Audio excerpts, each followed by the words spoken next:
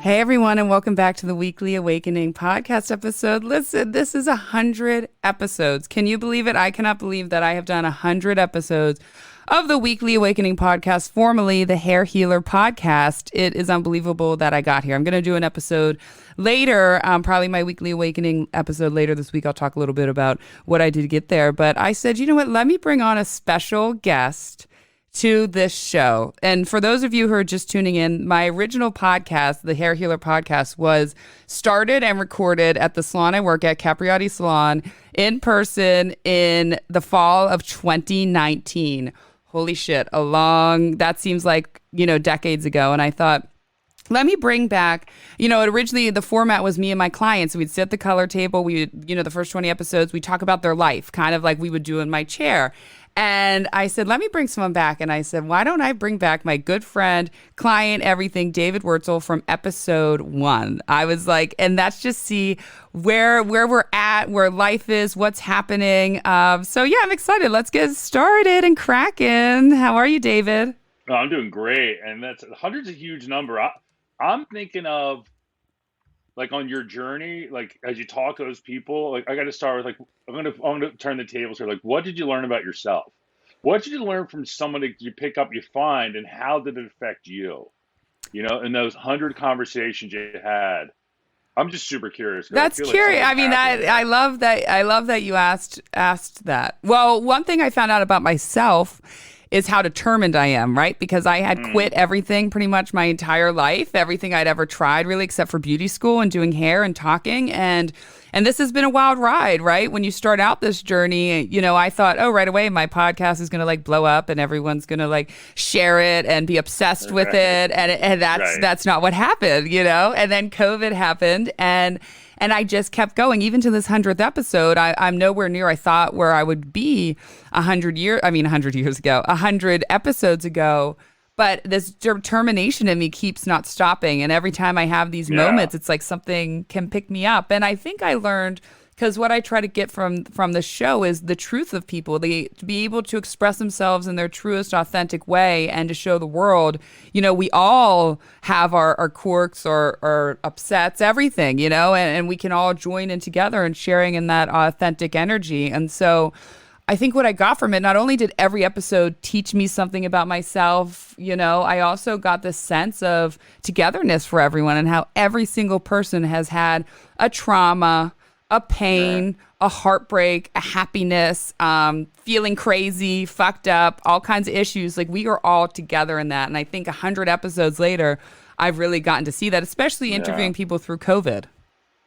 Yeah, I could see that for sure. Like, and I think that's really important. I think that's a bigger thing, realizing that for me right now, everyone is so stressed out. So stressed. So even the trauma, it's not like, oh, that just happened. It's rearview mirror. It's just like, we're so 15 minutes. Like, unfortunately, I had friends who had family members die.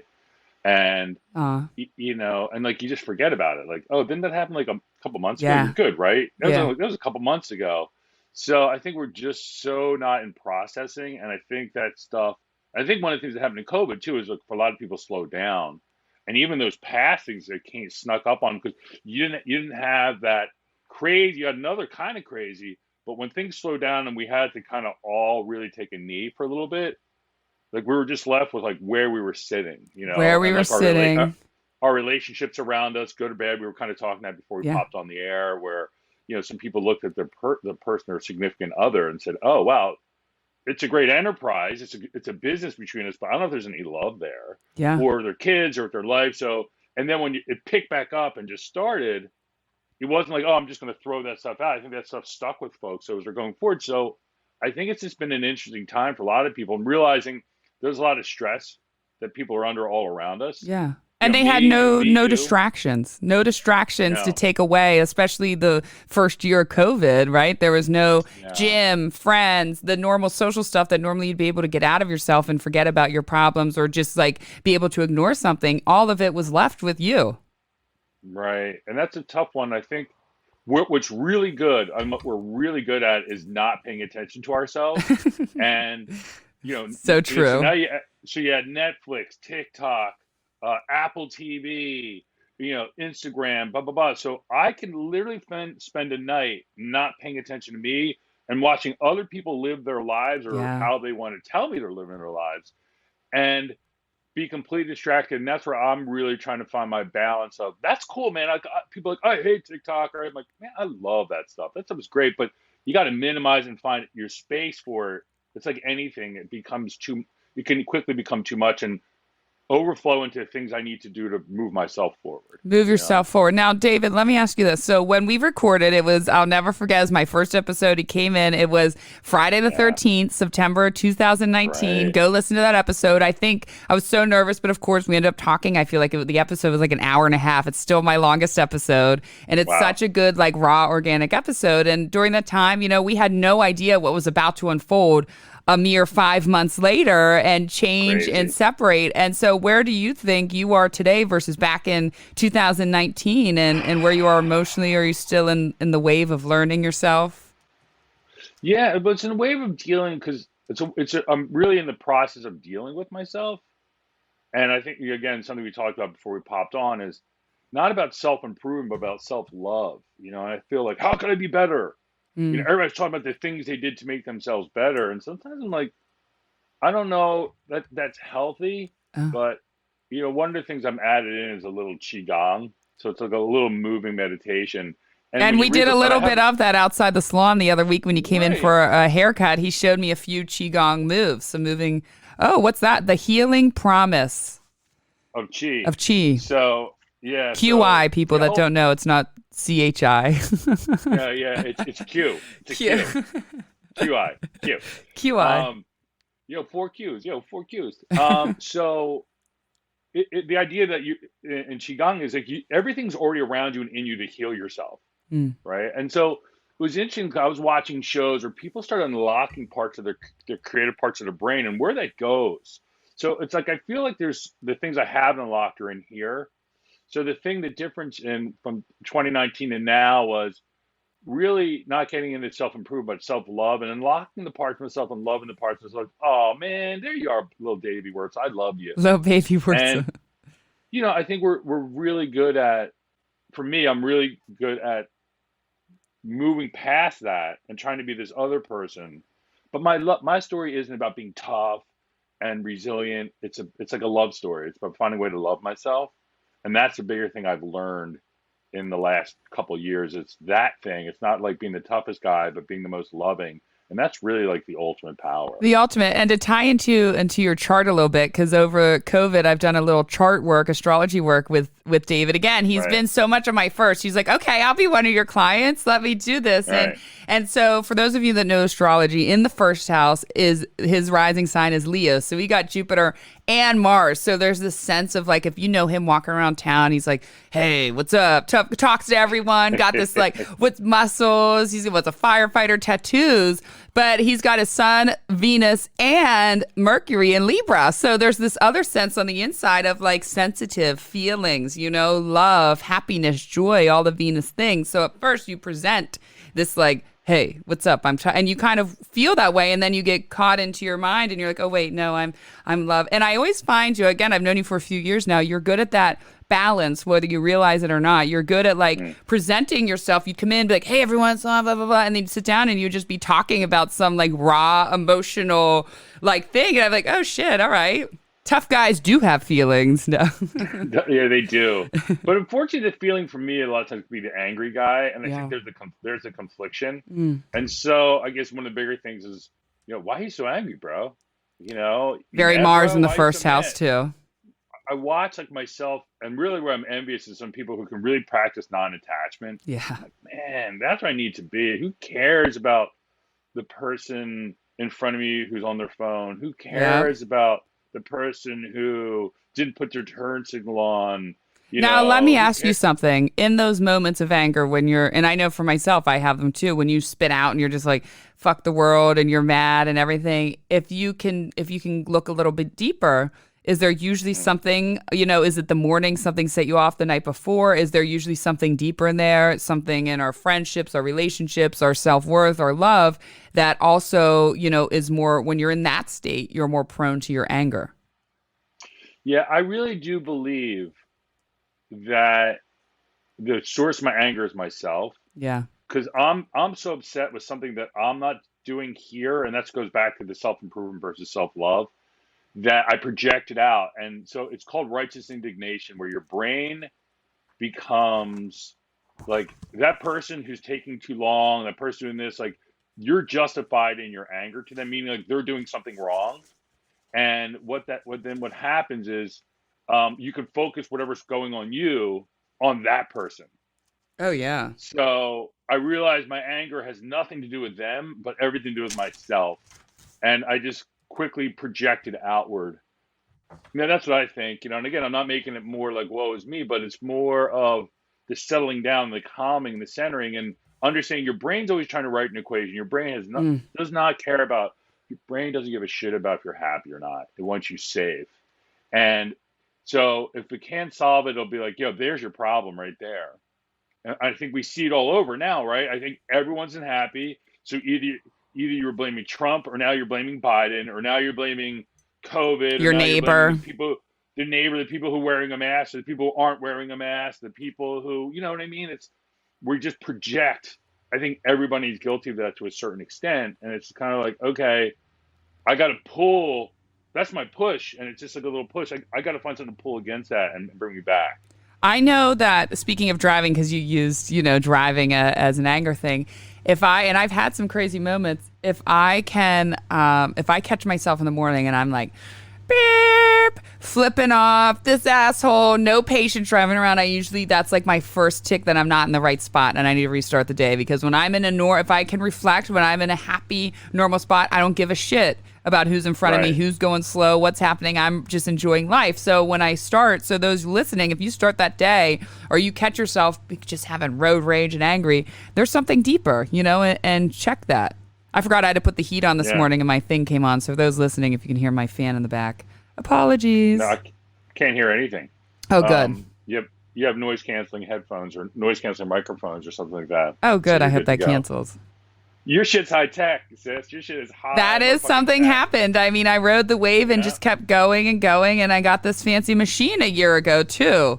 I got that. So what? Hold on, sorry, I lost my little thing. Now I lost my train of thought.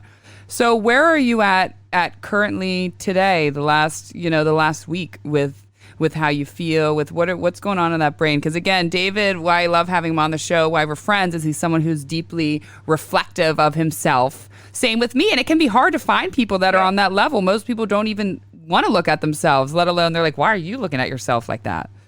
Right. Well, I think it's a dirty business, right? When you look inside, it's like, if you understand your brain's drawn to the fishing, when you look inside, you're not going to be like, oh, look at all these wonderful things. You're like, this room is so dirty. This is gross. What you walk by and see. And so where I'm at is a couple of things. One is finding the good first. Always so I'm going to go, the first thing is being in the moment.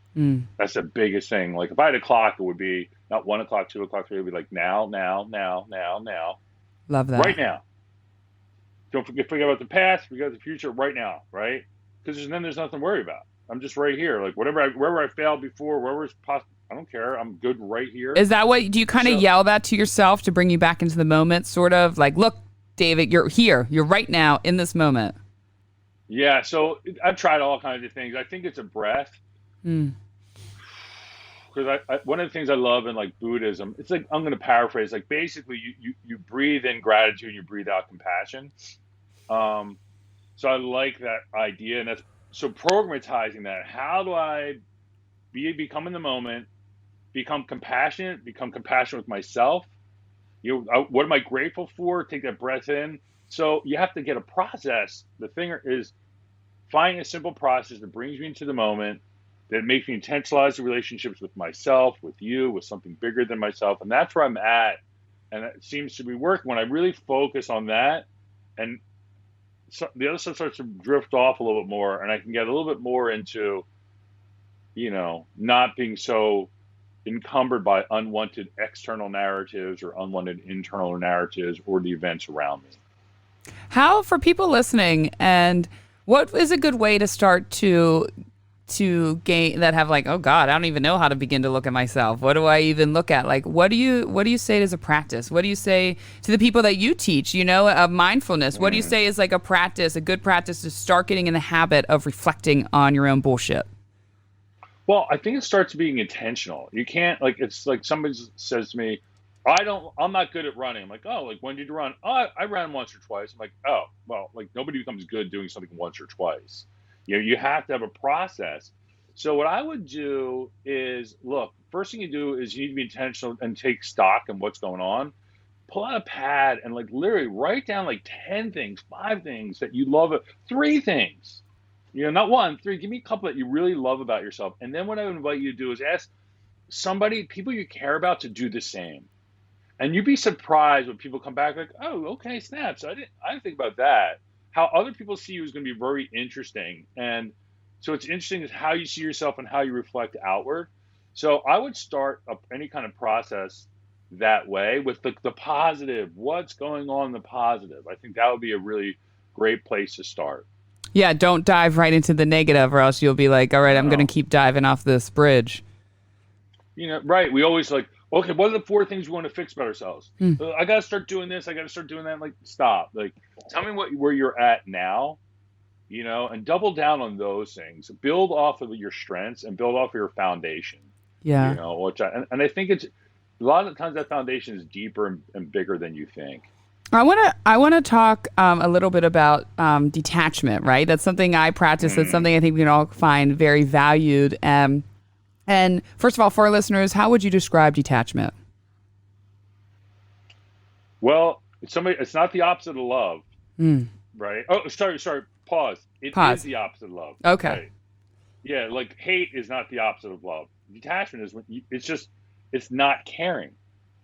That's a hard thing. That not giving a shit. The subtle art. There's a great book. It's called The Subtle Art of Not Giving a Fuck. And the guy wrote, it's not about not giving a fuck, it's because you give a fuck so much, you only got so many fucks to give. And the whole thing is he's getting to use the word fuck a billion times makes people like, maybe that's great. Play his tension. But people love the F word. Yeah. So, but he really has a valid point. It's that you only have so many fucks to give and put them in your pocket and don't give it to somebody who's paying in nickels or taking a long time or wherever it is. Put it back and give it to people where it matters. Don't expel it from a negative perspective. Put those into positive things. So for me, it's not easy, right? I'm going to be clear on this one. Like there's a great quote before, it's like before the truth sets you free, it tends to make you miserable. And I'm like, true. So count backwards. Like, okay. Don't be about myself, be about whatever else is going on around me. And maybe helping someone. If something's going on and you're annoyed, like offering maybe a word. Like I also find like if people are jerks to me, sometimes I'll apologize first just to put it down. Yeah. And then people are like, oh, right. Well, I'm sorry too. More often than not, like you apologize first, I feel the other person comes back and gives an apology. Oh, we're cool. And then you just move on. But when you go like this to somebody, so the example is I pulled in. I was coming into Narberth. The guy in front of me stopped and was going to back on the spot, so I stopped. Then he went forward. So he's doing something. I looked down for a second. I looked up. He was gone. Person behind me lays on their horn. So I was like, and I just waved. I looked, sorry. I'm really sorry about that. And then the other person was like, okay, cool. You know what I mean? Simple stuff like that. Versus like, I gave that person the finger, which is kind of the Philly, like, the bird. The bird. It would have gone the other way. But anyways, just stuff like that. Maybe there's just letting go and sometimes offering the apology first could be that. I think that's huge. And I think for me, a way that I practice detachment and detaching from outcomes and things like that and people is because I think that's where we all have our biggest attachment issues is to people and people controlling our emotional welfare is that I am literally not in control of anyone but myself. And so sometimes when I feel like all over the place, I can't control this, I can't control what that person's doing, what they think, blah, blah, blah.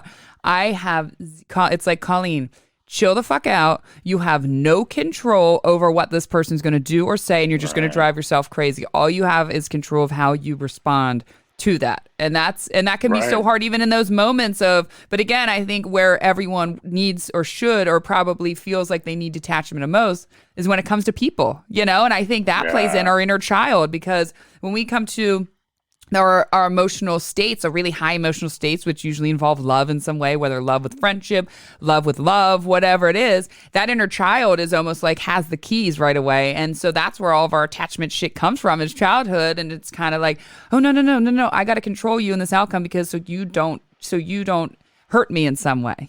You don't make me feel those Right. emotions in some way. So I feel too, besides that's a deep practice, it's a lot about like getting in and healing and loving your inner child, which is what we talked about loving little Dave many times. But before we hopped on here, you brought it up about your self-love right now. Right.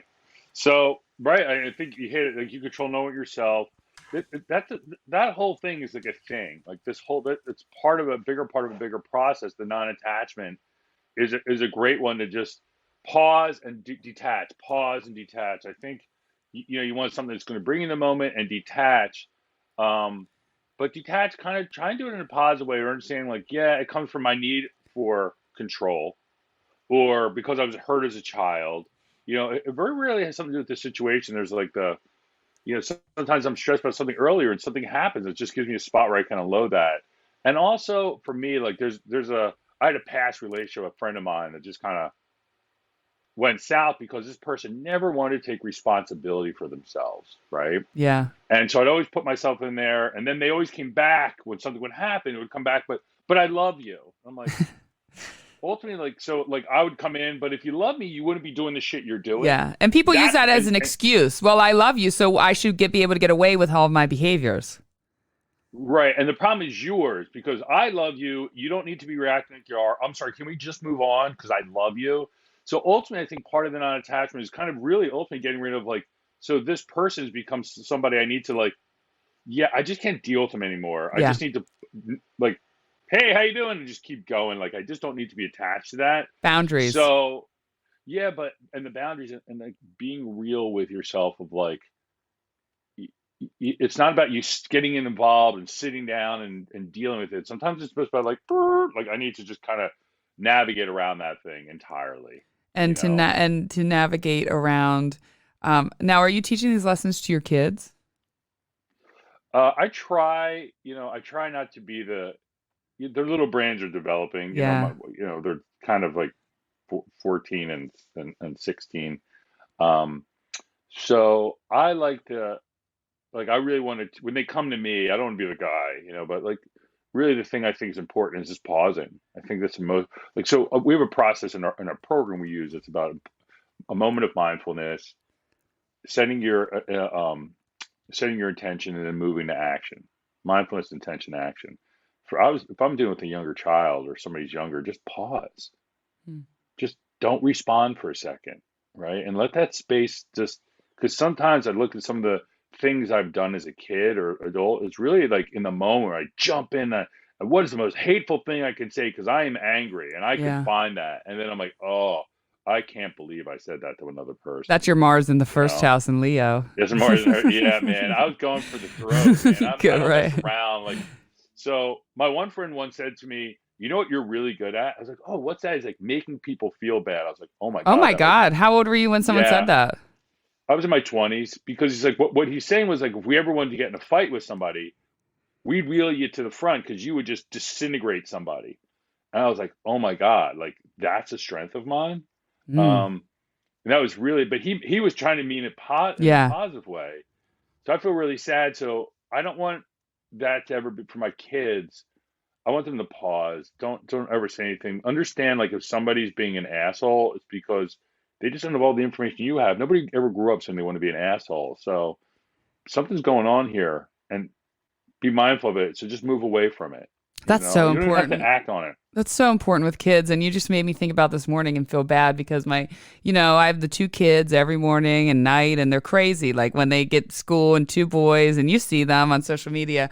And my younger son, Remy, was just like, they like to drink coffee in the morning. We all drink our little coffee. I give a little You got him hooked on the bean? You got him on the bean? Listen, I drank coffee my entire pregnancy and nursing, so I think that's why. And I just give him a little bit. We all have our coffee together. And Remy was like upset about something, stupid stuff. Every minute he's having these breakdowns. pronouns. And I was just like, and I'm reflecting now how I should have paused because, we're not perfect. And I was like, just stop crying. Like, I don't, because in my head, I'm like, you're crying over something stupid. But a 5-year-old, it's not stupid to them. Do you know what I mean? To them, it's important that his coffee was only filled a little bit, and not as much as his brothers. And I'm like, and I'm thinking in that moment, like, I wish I could go back. As you're talking, I'm like, I wish I could go back to to the moment this morning and not have said, oh my God, stop crying, just drink it, and he was, and appreciate that. So thank you for when it happens 10 more times this week, I will say, stop and just pause and walk away for kids. Now, when you were on my episode 2 years ago, and we talked about your nonprofit and the amazing things you're doing, and you've been working and building this for 13 years now, how do you detach from that, right? How do you detach from what you really want to create with this nonprofit and what's going to happen with this nonprofit? Is it just like turning the moments over and a constant detachment? Is there a practice? Have you even learned it yet with detaching from work, the company? Well, it's what you want to detach from and what you don't want to detach from, right? I think I want to be clear on that. Like, detachment is not about, it's like getting caught up. Like, look, I'm not in the Buddhist, like, hey, like, happiness and sadness, you got to get rid of both. I'm like, no, dude, no. I'm not you. I'm not the Buddhist. I'll be happy. I'm going to take that one. I really want to minimize sadness, but be in there, be in that, let it play a role, but don't live in sadness, right? Or don't live in anger, because I think they're important. I think it's important you feel it all. Yes. There's a spot where like, hey, my cup is full. Now I'm moving on. So for me, the nonprofit is the process, and where I get to in my nonprofit is it's my passion. I love it. And when I'm trying to help myself with, I realize other people need help with the same things. So kind of like, I feel like it's a betterment spot, but my detachment is, at what point does it become, there's 2 kids and a wife sitting over here who really could care less about this thing. I could be like, oh, but it's making me a better person. They just see I'm not spending time with them. Yeah. So my detachment comes from, work 8 hours, sleep 8 hours, and make sure they're not the same 8 hours. You know what I mean? Like, separating it out. So at night, I have a schedule. I'm scheduled. I try to be like a little bit like put some zones in there. Here's I'm going to work. I'm going to do some creative stuff. Here's I'm going to do this stuff like moving, like filling out stuff I hate to do, and I'm going to do it. And then here's a time when like I need to be home and not telling my kids like what they need to be doing, but like, hey, how was your day? And being an active listener, or find out what they want to talk about. Like, and my sister told me something that was really interesting. Like, her daughter would start to throw these fits in the morning, and her husband would be like, stop doing that, stop. And then she would cry more. So she's like, okay, well, you're obviously upset. So why don't we set another 10 minutes? We're going to let you cry for 10 minutes. So why don't you come up here and you're going to cry? And they did it one day or two. And all of a sudden, like by the 3rd day, the kid was like, oh, yeah, like, I don't really need to be crying anymore. Like, I love that.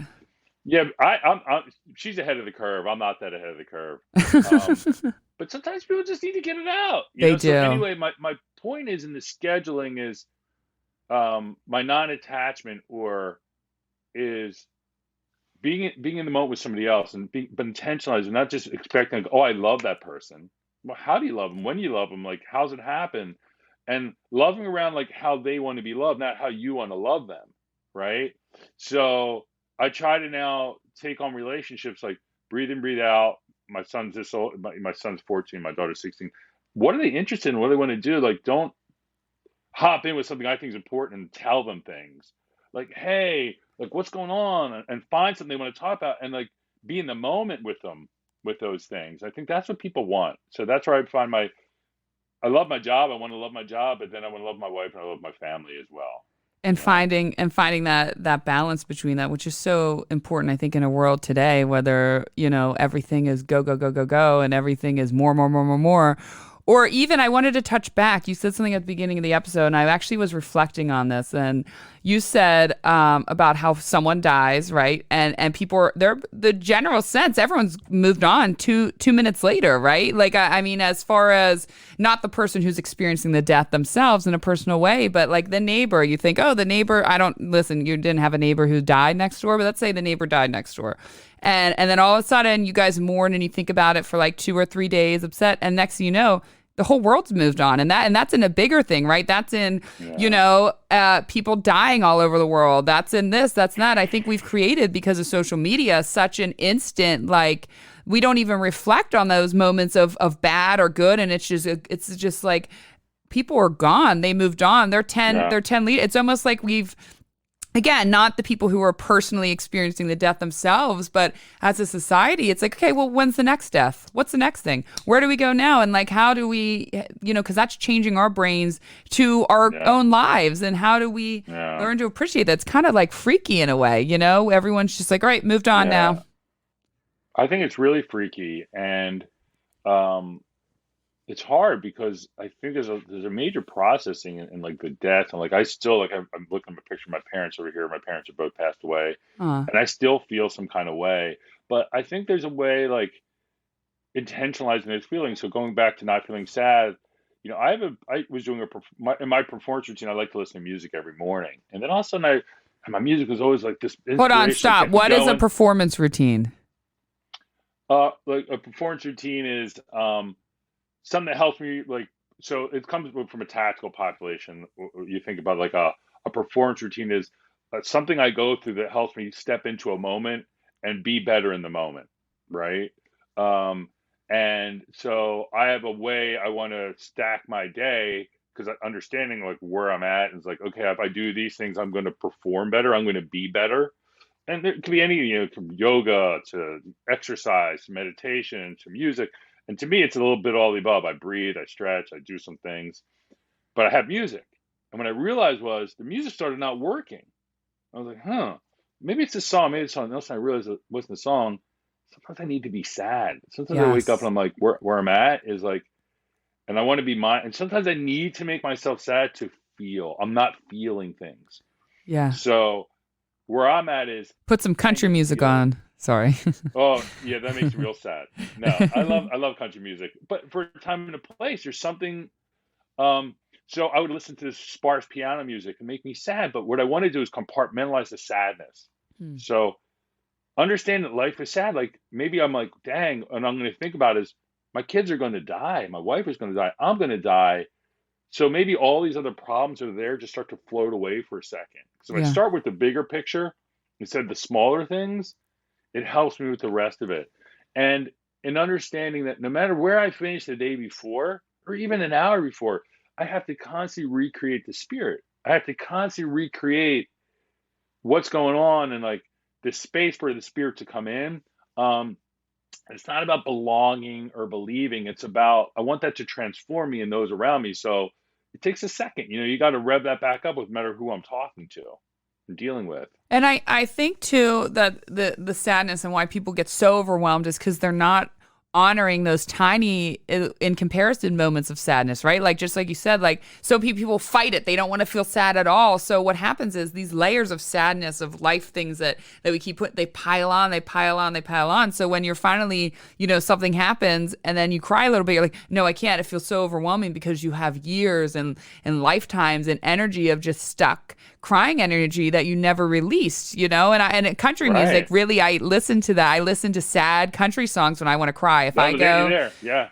Yeah. like for when I think about my dad or I want to cry, I feel like, yeah, I need to cry about him, mourning him, even though it's been 11 years. Sometimes it comes just like you with your parents. I need to feel it. I always put on The House That Built Me from Miranda Lambert. If you guys ever want to Yeah. cry and cry about your family in some way, put that song on, The House That Built Me, because you will, within seconds, you will be tearing up with that song. But it is, we Right. have to like honor, we can't fear the sadness. We're so addicted to being Yeah. happy and being this and that, but there has to be the other side that we have to free. Yeah. I think that's important. I think it's like if I don't we can talk about God like later on, Yeah. or maybe now, but Bring him in like now. if I you're see meant if, Jesus behind you. Bring him in. yeah, bring him in. But if you're meant to cry, like I always feel like Jesus didn't save us from being human; He saved us to be human. So Wow. if like somehow I'm equipped to cry, like it must be a purpose in it. I wouldn't. There's something that's going on. It's not like your belly button, where like or I don't know, like something like that you no longer need. Like, oh, we used to have a tail. I don't know. I'm trying to think of something. Or your appendix. Suppose you don't need your appendix, right, Yeah. anymore, and wherever it isn't in place, it can be taken out. But my point is, it's a way for processing emotion that I think is very important. One of my favorite guys, like a motivational speaker, is former basketball coach, named Jim Valvano. Um, and a lot of people know him because he started the Jimmy V Foundation. He died of cancer like a decade ago or so. But he was a really motivational guy, and he said his big three things to do every day is laugh a little bit, cry a little bit, and think a little bit. He's like, that's a good day if you could do all Wow. three of those things. I'm like, wow, man. And the other thing is, and he had on there is like, believe in someone.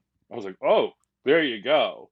So when I think about all these things, and my office is surrounded by, there's Radio Raheem, there's All your all I spirit mean guides, all like you got like the all positive. Oh, around here. oh my God. Yeah. Abe Lincoln. There's Abe Lincoln, there's Thanos and Captain America. Really interesting stuff. But my point is, it's this. I gotta understand like what's going on around me, and believing like ultimately the ultimate focus. I think we're made to connect with other people. That's how our brains are designed, and that's why I think when I come back to Jesus, his mandate was love God and love each other. Man, I'm like, there you go. So, but I Yeah. want to, but I have to have part of myself in there. Yeah. So Jesus was forgiving. His forgiving us is maybe about our forgiving ourselves to an extent, right? Like we're human, we're going to make mistakes, and accepting those mistakes and moving forward. So I talk about love as this inward, outward, upward kind of construct, and making sure I'm making space for all three of those. And that's how I balance all of it out. Understanding that there's a general universal love, and like I should just love myself. Find that, put it in here, and then my ultimate goal is to push it to people around me, push it to you, push it to my family, push it to the person in Walmart. And God knows that person in Walmart might need it the most. And when he said, and I think too for you, you mean that in the most non-judging, open way. And let's talk about Jesus real quick, and let's talk about religion, because you and I have had many talks about this. We're both very spiritual, full of faith people, and where did society make Jesus go wrong? Right, like just like you said, I push out love, but from you, I can tell you when he means that, he doesn't give a shit what you're doing. He doesn't care if you're gay. He doesn't care if you're this. He doesn't care if you maybe robbed someone that morning, whatever it is. You mean it from a love, like Jesus will still love you. And where did we, and I think that's why people have gotten pushed away from religion, pushed away from love, because people used it as control, like I can control you. And like, how do you think we did Jesus wrong as a society?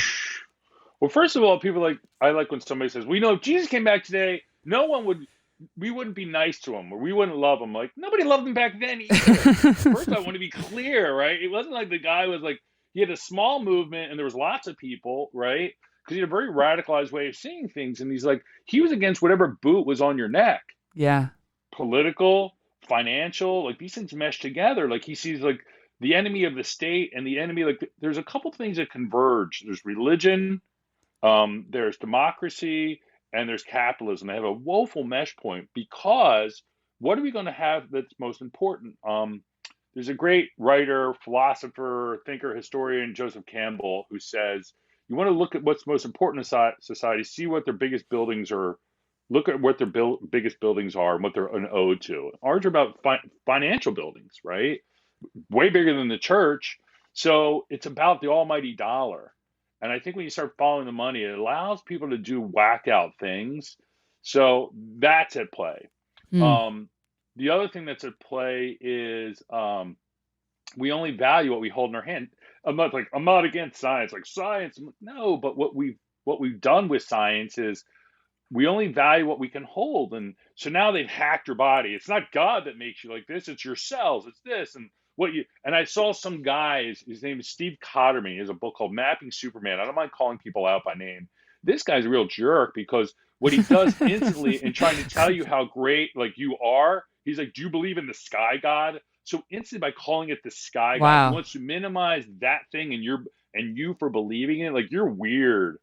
But I kind of feel like this science only knows a part of who we are, and there's this greater thing that they don't know. Yes. And so always, and you always see it in science, like, oh my God, we're like the thing they thought now is totally different than what they thought 30 years ago, and onward. So anyway, I think we only value that what we can hold in our hands, and the spirit isn't that thing, right? Yeah. That you can't see it; it's just all around you. So, but I can feel it for sure.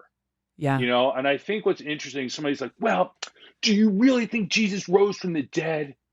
That's the question that ultimately comes down to, well, I believe in Jesus. I just don't believe he rose from the dead. Right. Yeah. And I'm like, and then they're like, what do you think? And then the room goes silent and everybody looks at you. What do you think? What do you think? You don't think he rose from the dead? Oh, absolutely. Oh, yeah. But here's what I think. Here's why. Is the tomb, was there a body? Was not a body? Like, look, I don't like. I think there probably wasn't a body, and I think he rose. But Yeah. I think he. I Let me pause. He rose from the dead. Like what the if you go down to I go to a church in Alabama via Zoom. You want to see if Jesus, the Spirit of Jesus, is transformative in people's day to day lives. That's the question.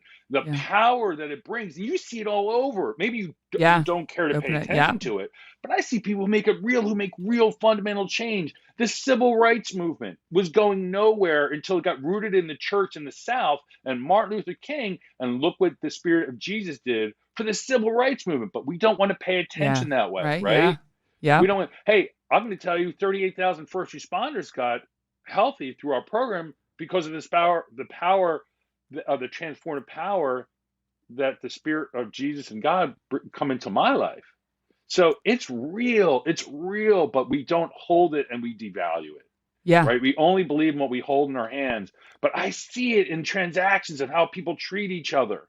I see it in the way when I hold on to that spirit and I go into, ultimately, when I go into Walmart and somebody's being this way, I'm like, I pause, I really welcome that spirit in, and I watch it change. It allows me to cross boundaries in myself that I wouldn't cross Mm. otherwise. That I wouldn't Wow. cross otherwise. So it becomes transformative, and ergo, it's real. For me, it's just as real as anything else I can see. Yeah, no, it is 1,000. Like you said, if you look around, you can see the spirit, you can see the faith in everything if you choose to see it.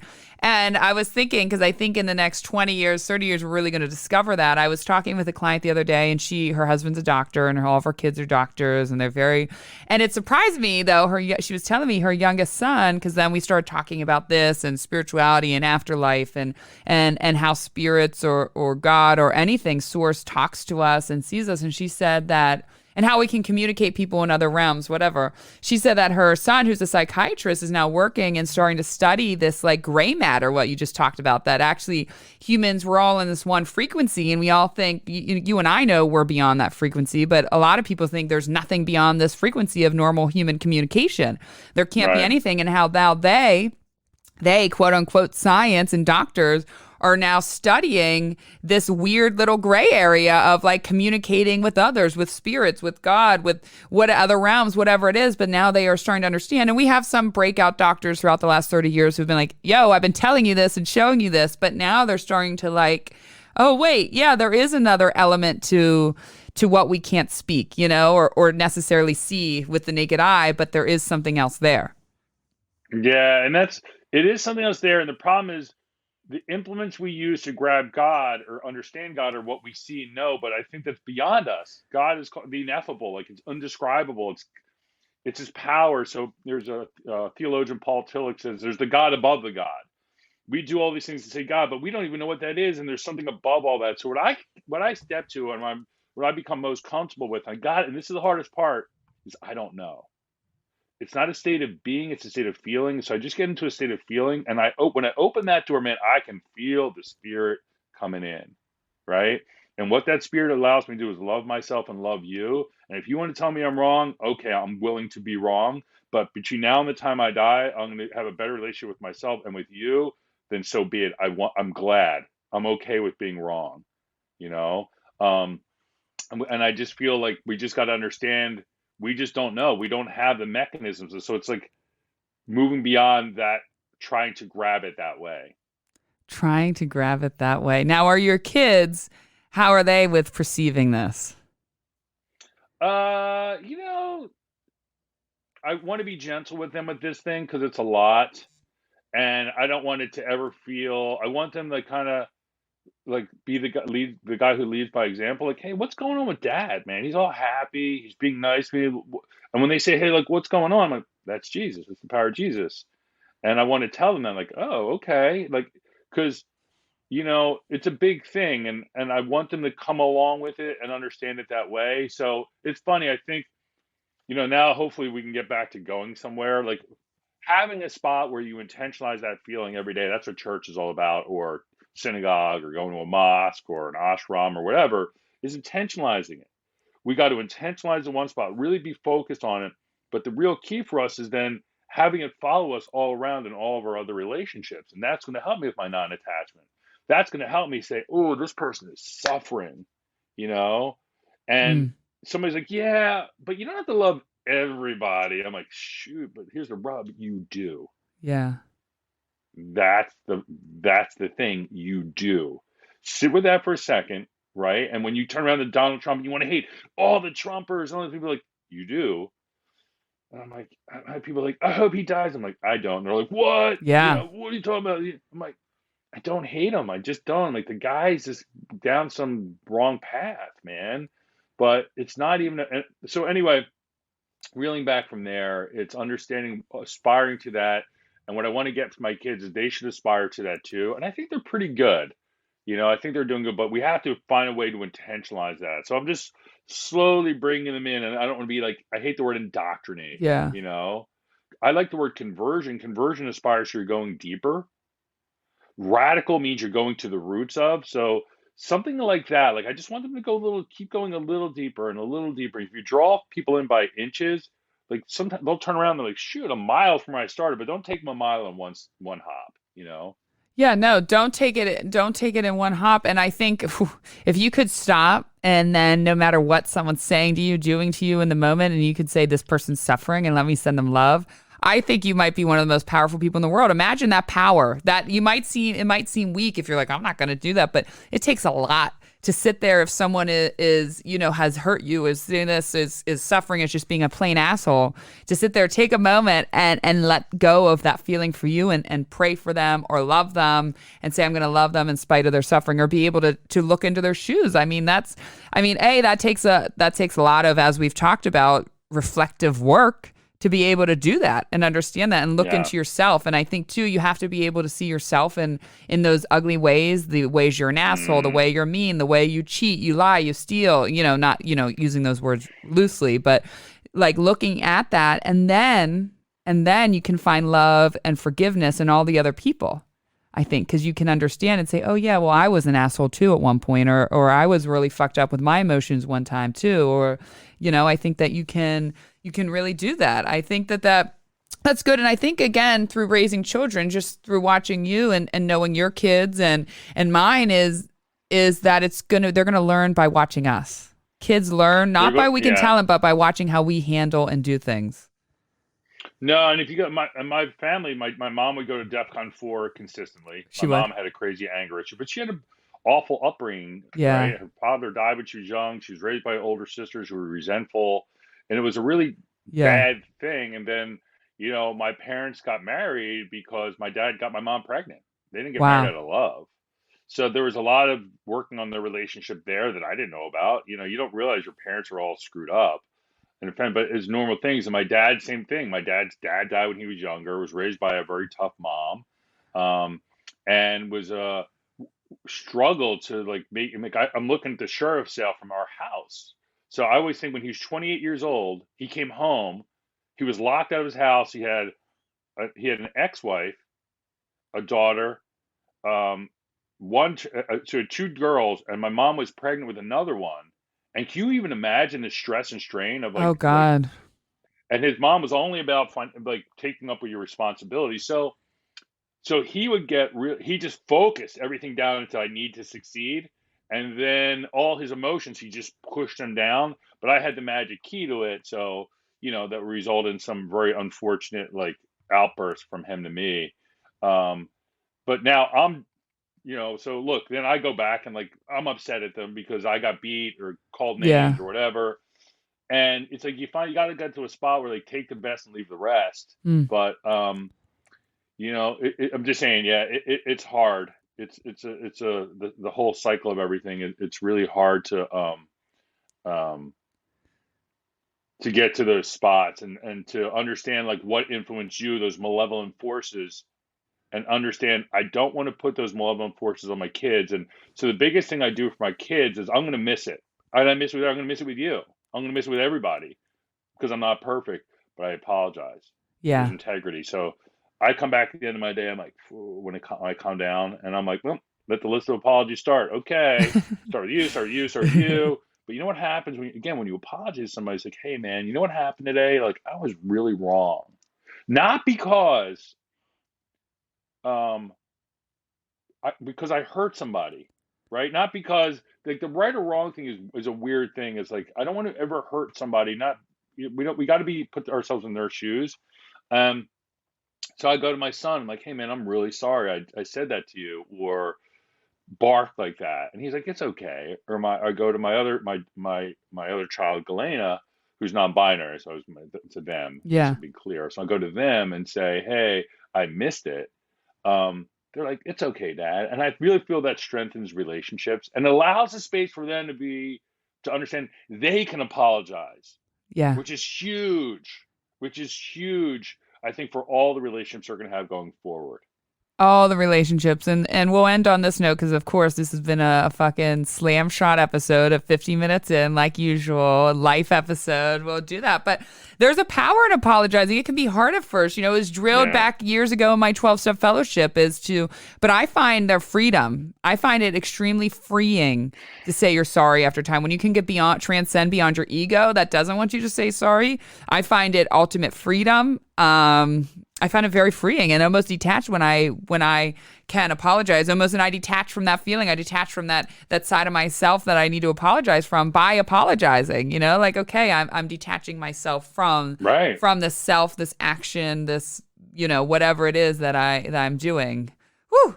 This has been a good. Did you want to say something else on that? Did you want to touch on it? No, but the last turn on that whole thing is not only do I want to apologize, it's freeing for me. That's one half. And the other half is life becomes a lot easier when you learn to accept apology you never got. Oh God, yeah. Oh my God, yeah. So when somebody's not apologizing, freeing myself of waiting for it, Yes. right? Like I'm going to apologize, and maybe that's called forgiveness, right? And I'm just going to keep going because I don't.